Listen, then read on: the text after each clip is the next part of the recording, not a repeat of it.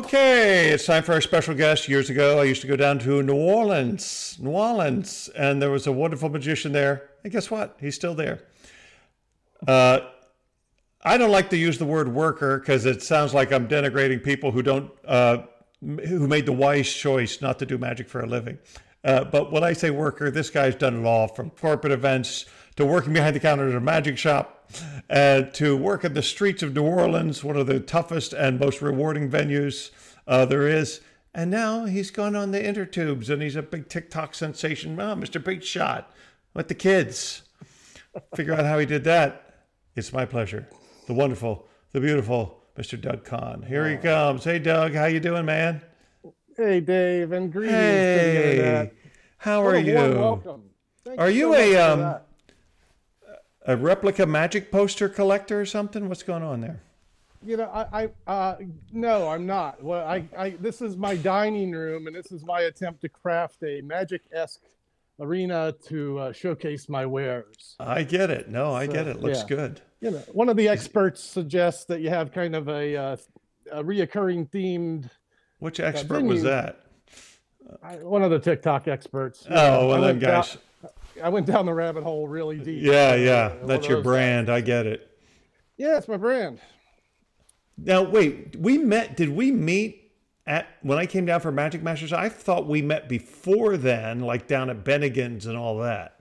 When you guys used to, Racherbaumer and some of the close-up guys. Tell me the story. I cut my teeth with the Racherbaumer, probably a total of 10 or 15 years at his Monday Nights of Sleights gatherings. Nights of Sleight, sitting at his knee in Bennigan's every Monday night for 15 years. Unbelievable. Yeah, what a great mentor. You know, there's a lot of cool people I've met in the world of magic, none cooler than Jon Racherbaumer. He's just a top-tier human being. So, yeah, and talk about a vocabulary. that's an understatement. And John probably has a 16-syllable word for understatement. Yeah, exactly. Oh my gosh. I just remembered he had to follow, unfortunately, he had to follow me once at a magic convention.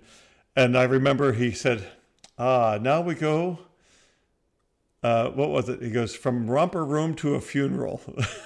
Oh boy. Yeah. Yes, indeed. Not a position I'd want to be in. Well, no, I mean, I wouldn't want to follow. I mean, back then I was just made a mess of the room. I would knock tables over and I was infantile for sure. Hey, so talk to me about, well, I want to talk about TikTok, but first let's talk about, you worked at Magic Masters for on and off for like 6 years, you said?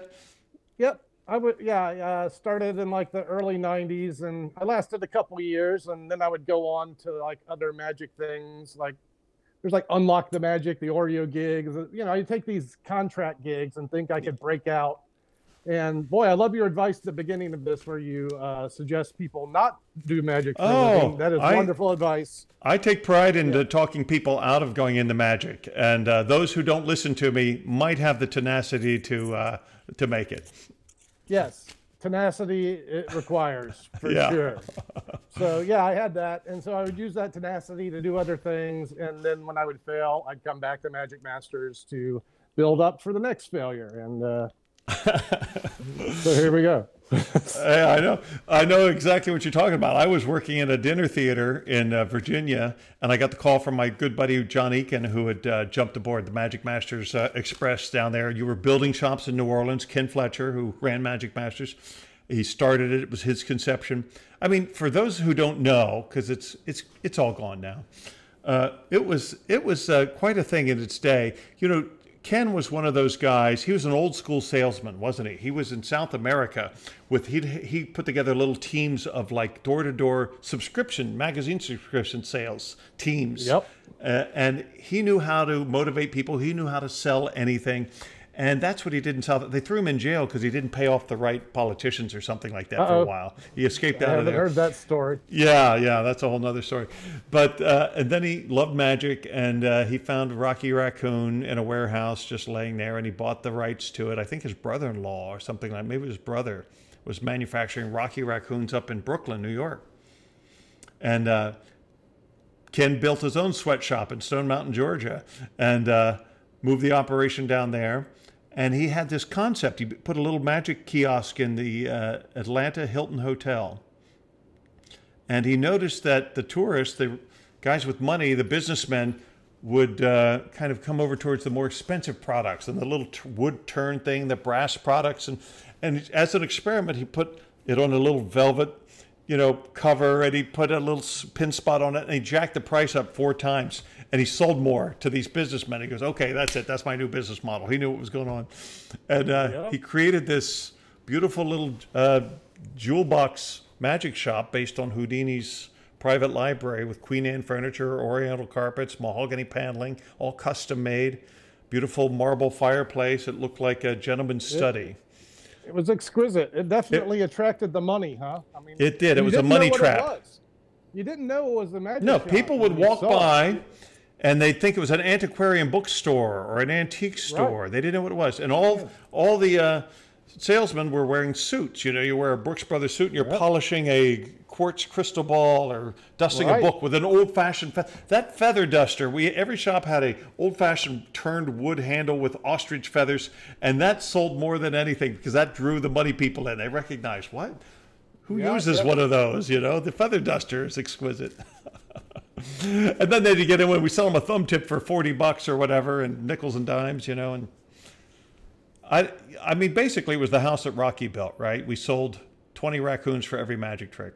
Yep, that was the skit. How was your experience there at Magic Masters? I mean, we talked about they had insurance, they had health insurance, and that's what got me. My friend was trying to tell me come down there and work for Magic Masters. I go, why would I do that? I got this great gig at this dinner theater. And he goes, they have dental. They provide dental insurance. I said, I'm there. And I flew down the next day. Well, that was definitely an appeal for me, having number one, a magic shop job that had insurance of any kind, much less good insurance. And as I was birthing babies back in the 90s, I needed that. So yeah. So that was invaluable.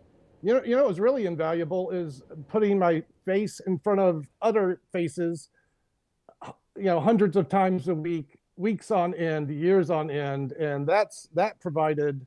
I was a moves monkey. I love close-up magic and all its intricate details, the moves and the plots and that's all fine. There's all kinds of ways to love magic, but if you want to perform it for a living, that's not going to do it. So you got to get out in front of the people, and that's right. Me the shop delivered you an audience every 15, 20 minutes. Right. That you could flex those muscles, those showmanship chops. Yep. Yeah, I know. So, yeah. Invaluable. Mike Skinner called me years ago, and all he wanted to do was reminisce about when he worked behind the counter at the magic shop upstate New York and how valuable that experience was to him. If I'm ever independently wealthy, I'll open another one.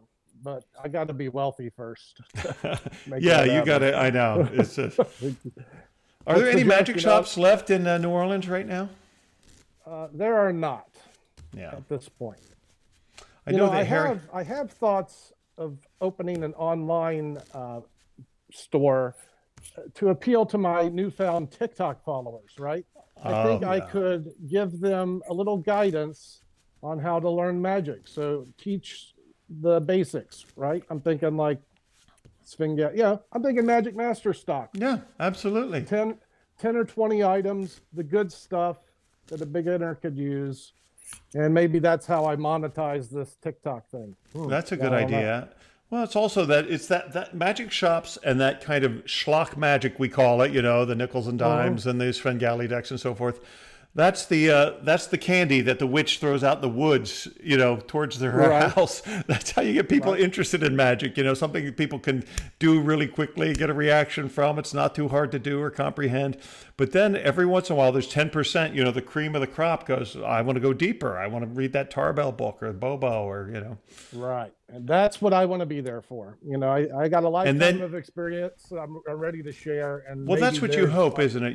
You hope that there's a guardian there, somebody at the door who leads them in the right direction now. Now that they're ready to walk through the door, you hope that there's somebody to greet them who's going to send them along the path, with the basics. Yes, and that's unfortunately not available to many magic students these days because the kids don't have the magic shops that we had when we were youngsters. So And the grouchy old online, guys yelling at you. that's the guy I want to be. Yeah, I want to be yelling at the noobs. So Like that's Denny Haney yelling at everybody. That's in Tarbell, Page. Yep. Exactly. So yeah, I'm going to try that. We'll see what happens. Wow, good luck with that. That'll be cool. I mean, the tools for putting stuff online today are amazing. As far as putting up a shop and monetizing it and all that. Yep. Tell me about TikTok. Yeah. What's the deal with that? I don't even know what that is. I don't have it. My kids probably have it. Or I was the same way. What's the average age on TikTok? I don't know. It's got to be probably 12, maybe. But it's not all that. TikTok, it turns out, is everything. There's a niche for everything on TikTok, and there's a magic talk, and I found it. And there's magicians with millions of followers, tens of millions. So there's an audience. Yeah, there's like some of the more popular and the younger, good-looking kids, right? 16 million followers. Card guy. Wow. Hey, look, if Grandpa Magic can find, I've got over 100,000. I'm in the 150s right now. If I can find that audience, and I'm just warming up. Wow. And yeah, there's an audience on TikTok. That's fantastic. So yeah, so what is it? It's just short form video content. You have up to a minute to do your thing. That's what it is. Wow. So how do you compress, out of this world or some of these? Wait, what did I see you do there the other day? You did a fairly you raced through some complicated routine because you put some of your TikTok videos up on other on this Facebook is an interesting. Here's my first viral video, which many people declared confusing, was a cups and balls demonstration, which you might have seen because I put it on other social media. Yeah, I saw it on Facebook. So it's your routine, Mr. Williamson. It's your cups and balls routine with a different finish. The routine that I learned at Magic Masters. Ken Fletcher gave your book to us as a Christmas present one year. Is that right? I learned the gold cups from Williamson's Wonders, and I learned it at that credenza. Wow. And here it is 30 years later or whatever, and I'm using that same material in a minute to fool the TikTok kids. Oh, that's so cool. So yeah, it's a minute of your routine. It's 2 cups. Oh, man. I devised a special finish that provides loads without going to the pocket. So it's I don't think I saw that. I'm gonna have to check that out. So there's your little TikTok conjure, right? Yeah. Yep, there it is. And that clip currently has 1.5 million views on TikTok. Are you kidding me? I can't even So, fathom that. Yeah, it's definitely a weird experience. When that happened, I was in like the 2,000 or 3,000 numbers, and that launched me up to 10,000 followers. That's now. Do you feel pressure to now put something out every week, or how often do you put something out every day? Yeah, or absolutely. I try to do it daily. This is again recommended by the experts. These are the same experts whose rules I've been breaking and doing better. So I'm just going to stop listening to them and do my own thing at this point. Yeah, I found more. But yes is the answer. There is a bit of pressure, I think, because that's what's going to keep the algorithm happy, at least if you intend to continue growing. And I got goals, and I'm kind of hitting every goal, and the next one's 1 million. So yeah, until I hit 1 million, I'm going to keep putting stuff out there. This is unbelievable. Wow. I mean, these numbers are mind-boggling, but I understand how it happens. I had a video. I don't. What did I do? Oh, there's your Instagram. You're also on Instagram. And here's a good contrast. I've been butting my head up against Instagram for several years, where I've amassed a total of 800 followers. In 4 or 5 months, I've got 150,000. And the only reason I have 800 on Instagram is because I've ramped up from 400 up to 800 because the people on TikTok are now starting to. This is the real benefit. They're following YouTube, Instagram. My website numbers are up. So it's a great benefit in having that kind of extensional, if you're into developing social media. And you never would have done any of this without COVID, I'm guessing, right? Yeah, right.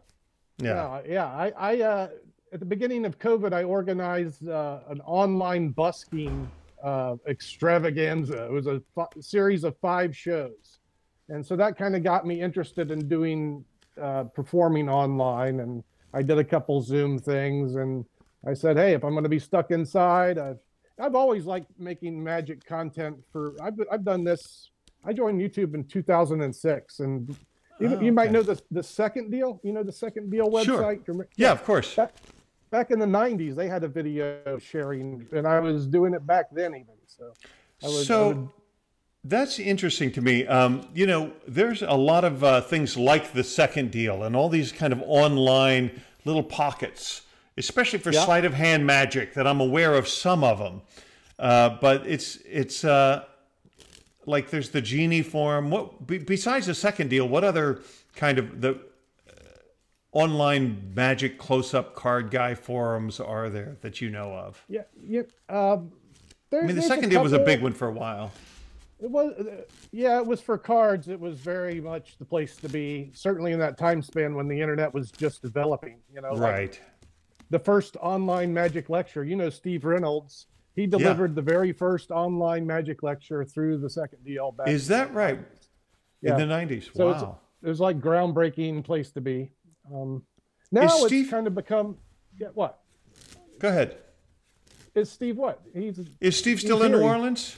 Yeah, he's doing his thing. You know, he works as a worker.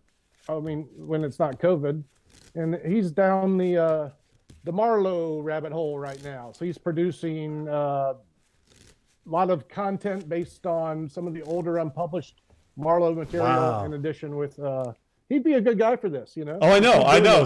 I'm definitely going to reach out. In fact, I need to get his email from you. If I don't have it, I'll check. Have to do that. Show me a trick. Wait, I want to talk about your book. Our buddy Paul Cummins passed away last week. Yes. He was terrific. That's horrible. That's a bad thing, right? You know, when I talk about guys like Racherbaumer that I met that have influenced me greatly, there was no better man to know than Paul Cummins. He was a genuine good soul. And boy, a hell of a magic technician, a hell of an author, and I have to say, historian. So he really was. It was a really well put together book. It's beautiful. I love it. It looks great. I mean, I like everything from the typography to the illustrations. All the credits are fantastic, and then the material's so strong. What's your favorite thing in the book that you still actually do? Apart from all the filler. Flush brush. And there's not a lot of filler in that book. I know there's not. There's no filler. But, well, there's magician foolers, but even those are not really filler. Did you consider the like the chameleon sandwich thing? Did you consider that a magician fooler, or is that a worker that you actually did? Absolutely. That was the first trick I invented back in the day. And well, I remember seeing it. You fooled me with it badly. There you go. I found out it fooled magicians. You know where I debuted that was at Venture 3 Magic Shop in Cincinnati, and Larry Pringle and the guys, they were sitting there, and I fooled them. I was like 18, and I fooled the guys. I love those guys. Do you remember Paul Swinford was probably there? Oh shit! Sorry. Look at this. Oh my God, he's been shot. This is the reaction I get from when you bring that name up to me. Paul Swinford was. Wow, what an integral man in my magic development. I used to go watch him work the restaurants, and he would take time and sit with me and teach me things, and then I'd watch him work the room. Wow. Wait a minute. Are you telling me that you grew up in Cincinnati?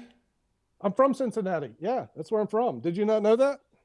I did not know that. Yeah. Well, I was born there. I moved away, and then I moved back in my teen years. That's where I kind of developed as a magician, you know, through Haynes House of Cards, and you know this is a whole new thing. I never knew this, Doug. Oh yeah, well, yeah, we're both Ohioans, buddy. I'm. Oh my God! No wonder the Kings Island thing came up. Okay. Yep. Right. Yep. So Larry Pringle, talk about Larry for a minute, because there's a whole generation of people who never got to meet Larry and Paul, and those guys. But Larry Pringle was this slow-moving Southern gentleman, talked like this, had a deep voice, and had a wonderful. Where was he from? Was it Texas or West Virginia? I don't know where exactly. You know, I'm not sure where he's from. Might have been He's a Kentucky. good, Might have been over the river there. that sounds right. That sounds right. But he had those huge paws, right? He had these giant hands that he would move so slowly. He would do a pass or a palm half the deck and then fan cards above them. And you couldn't tell. It was just so wonderful. But he was a marvel. He must have spent time in Chicago. He didn't talk either. He's the kind of guy, he'd fool you and you were just fooled. Tough crap. You might get a book reference out of him if you were lucky. But yeah, he didn't sit. Well, I mean, he wasn't a total, curmudgeon, but yeah. I mean, and that's, as it should be, I think. Unlike today, if you work for the secrets, maybe you care a little bit more about it. Yeah, exactly. Yeah, you had to earn them a little bit from some of these guys, Yeah. Mm-hmm. So Paul Swinford, wow, amazing. We were talking about your book. We were talking about Paul Cummins, but here's your theory section of your book is really well written. You have a whole theory section in your book where you go deep into magic theory.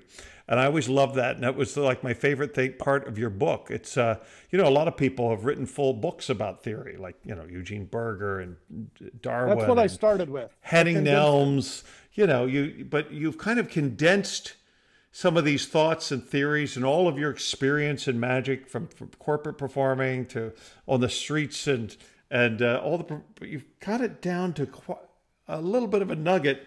And here's Doug's theory section right here. No, it's not this. It's down here. It's right here. It says, be nice, be interesting, be amazing. And that's your theory. I love it. Yeah, I was going to make that a second volume, but Paul talked me out of that. So didn't do that. Be nice. Already be nice. See, I'm already at odds with your theory of magic. I yell at people. I'm not very nice when I perform for people. Interesting. I don't know about that in a bad way. The wonderful thing about our art is you can do it however you want. You can be anything. That's the thing. Hey, what's it like doing magic on the streets of New Orleans, high tourist season when you got a big crowd? And did you ever work with or see or learn from Cellini, or were you influenced by him at all? By Jim? Just about this much. Really? Yeah. He was, first of all, how is it? It's the best. It's the most rewarding magic there is when you're able to stop people in their life. They don't plan to see a magic show, but you convince them to. And then if you have a good time, and if you don't, it won't work at all. But when you do, they give you money from their pockets and everyone's happy.